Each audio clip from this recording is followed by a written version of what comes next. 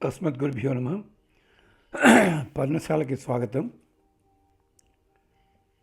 ఇప్పుడు చెప్పుకోబోయే మంత్రం శ్వాసకోశ సంబంధమైన వ్యాధులకి ఇతర వ్యాధులకు కూడా పనిచేస్తుంది.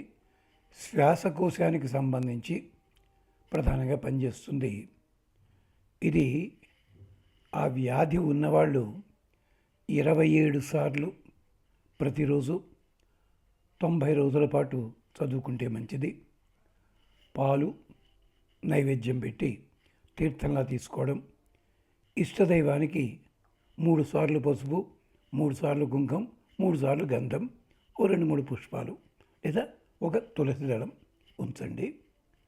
ఈ వ్యాధి నుంచి త్వరగా సులభంగా బయటపడతారు. ఈ మంత్రము ఒక కాగితం మీద రాసుకుని కవర్లో పెట్టుకుని కొంచెం పసుపు కుంకుమ ఉంచి తలగడా కింద పెట్టుకుని నిద్రపోండి. రాత్రిళ్ళు ఆ ఇబ్బంది లేకుండా హాయిగా నిద్రపడుతుంది.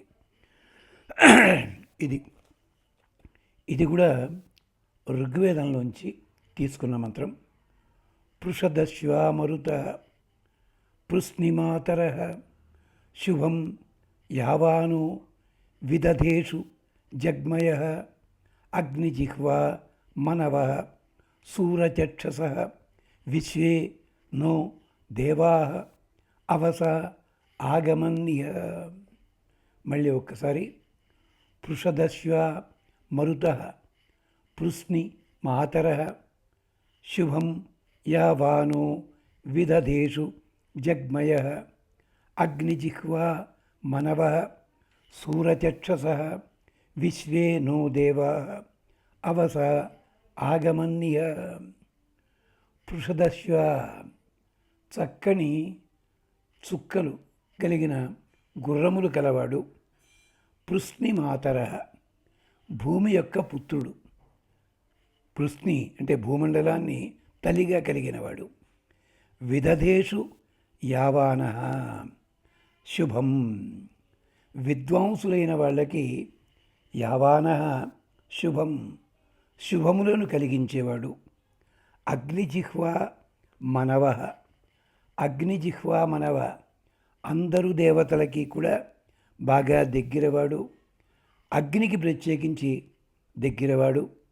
సూరదక్ష సూరచక్షస లేదా సూరదక్ష ఆయన సూర్య భగవానునికి ప్రకాశం కలిగించేవాడు, దగ్గరైనవాడు. సూరచక్షస విశ్వే దేవా జగ్మయ విశ్వే దేవతల లోపల ఉండే ఈ వాయువు ఒక వాయువు నహ అవస ఇహ ఆగమన్ నా రక్షణ కోసం నా దగ్గర ఉండుగాక. ఆకాశాద్వాయు వాయోరగ్ని అగ్నేరాప ఆప పృథివీ ఇలా కదా మనం చెప్పుకునేది. ఆ పంచభూతాల్లో వాయుదేవుడు ఒకడు మహానుభావుడు మాకు రక్షణ కలిగించాలి.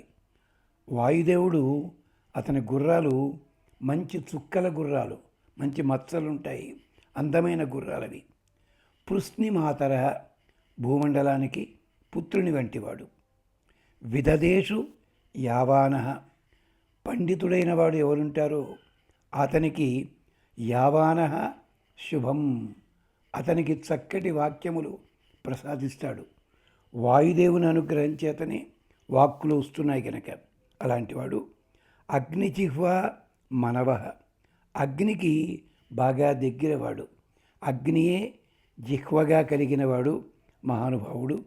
సూరదక్ష సూరచక్షస సూర్యుని వంటి కాంతి కలిగినవాడు. విశ్వేదేవా ఈ విశ్వేదేవతలు వాయుదేవుడు వీళ్ళందరూ కూడా నహ అవస ఇహ ఆగమన్. అక్కడ అగ్నిజిహ్వా మనవ అంటే అగ్నినే నాల్కగా కలిగి హవిస్సులన్నీ స్వీకరించే దేవతలు మమ్మల్ని రక్షించడానికి ఇక్కడికి వచ్చుగాక. రోజుకి 27 సార్లు 90 రోజుల పాటు చక్కగా పాలు తేనె నివేదన చేయండి. క్షేమం కలుగుతుంది. ఏమీ ఇబ్బంది పడక్కర్లేదు. శ్వాసకోశ సంబంధమైన వ్యాధుల నుంచి దూరం అవుతారు.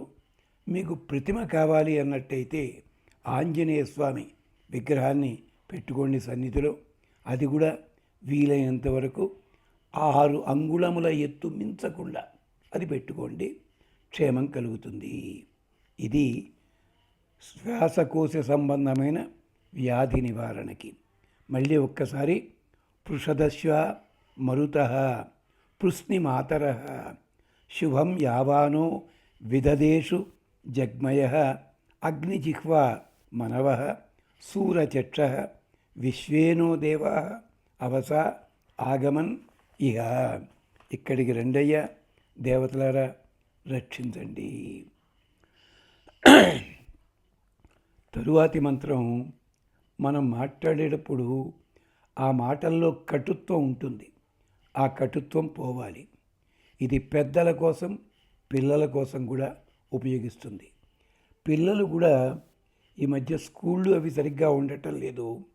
వాళ్ళకి కంప్యూటర్లు, ట్యాబ్లు, ఫోన్లు, అవన్నీ రకరకాల సినిమాలు, ఇంగ్లీషువి ఏదో వినమ్మని మరొకటని ఉంటాయి. ఆ కథలు ఏమిటో రాసిన వాడికి తెలవాలి, వీళ్ళకి ఎంత అర్థమవుతుందో తెలవాల్సి ఉంటుంది. అక్కడుండే క్రూరమైన పదాలు, తెలుగు సినిమాల్లో కూడా అసభ్యకరమైన పదాలని హీరోల చేత మాట్లాడిస్తుంటే అది పిల్లలు అలవాటు చేసేసుకుంటున్నారు. తల్లిని తండ్రి కలిపి తిట్టే తిట్లుంటాయి అలాంటివి. అలాంటి దోషాలు పోవాలి, కటుభాషణ పోవాలి, మంచి మాట రావాలి నోటి వెంట. దానికోసం పెద్దలు పిల్లల కోసం చదవండి 90 రోజుల పాటు.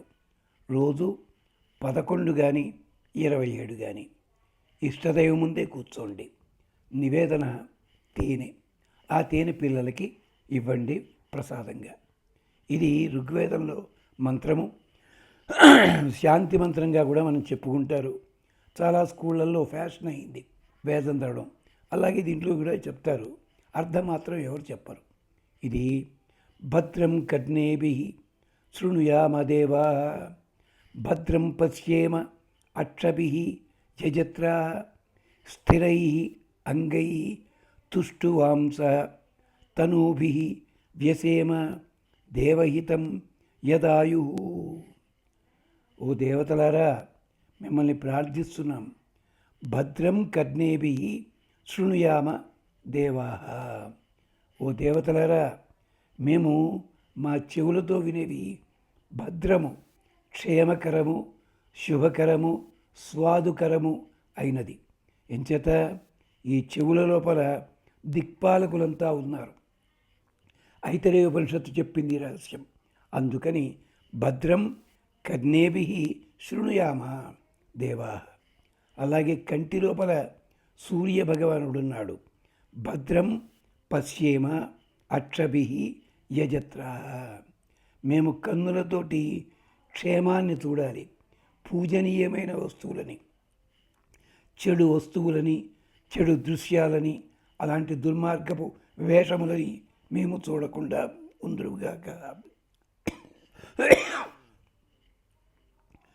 భద్రం పశ్యేమ అక్షభిః యజత్రాః.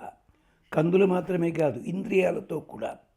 స్థిరైః అంగైః తుష్టువాంసః.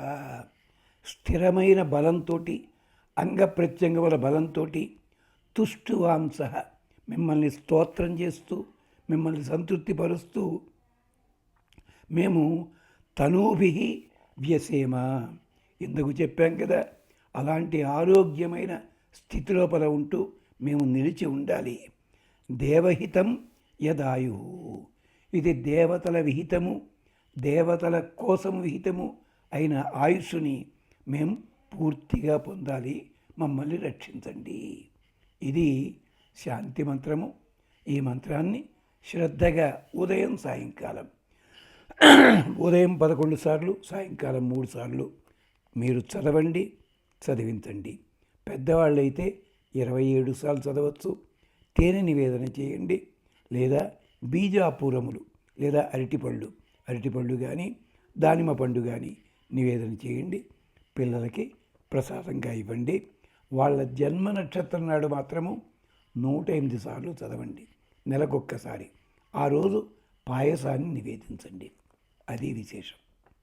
ఇక తరువాత ఒక మంత్రం దేవతల్ని వేళాకోళం చేస్తూ, ఏం వేళాకోళం?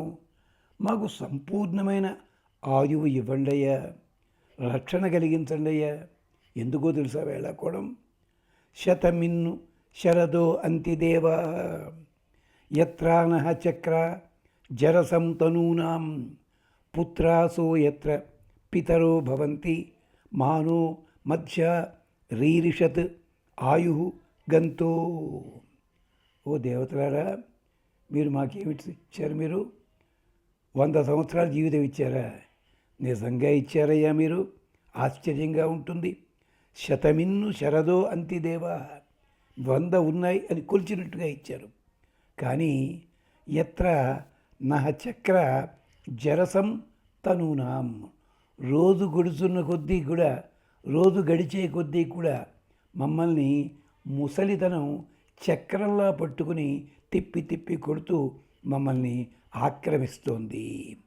పుత్రాసో యత్ర పితరో భవంతి, సంతానం కలుగుతుంది, వాళ్ళకి తండ్రులమైపోతున్నాము. అంటే వయసు దాటిపోతుంది కదా.